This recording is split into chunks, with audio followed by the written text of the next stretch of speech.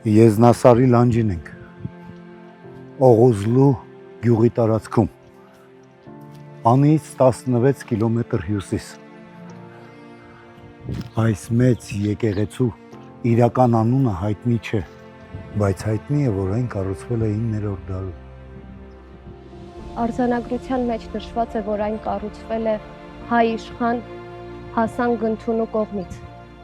որը հայտնի էր եկեղեցաշինությամբ։ Ժամանակի ընթացքում եկեղեցին շատ է փոփոխման ենթարկվել։ Պատերը բարձրացվել են, մուտքերը փոքրացվել, որպեսզի այն դառնա ավելի պաշտպանված։ Ենթադրվում է, որ այն օգտագործվել է նաև որպես ապաստարան։ Եկեղեցին կանգուն է եղել մինչև 20-րդ դարի սկիզբ։ Գմբեթը փլվել է 1936 թվականի երկրաշարժից հետո։ Հետո այդ քարերը տարել են եւ օգտագործել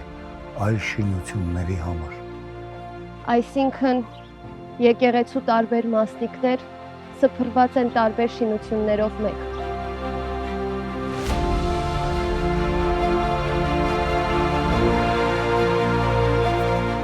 Ամեն տեղից մի փոքրիկ մաս, որ մի օր ամբողջ է հիշել։ բազմաթիվ կտորների է բաժանված։ Բայց դեռ շատ բան կա հավաքելու եւ հասկանալու։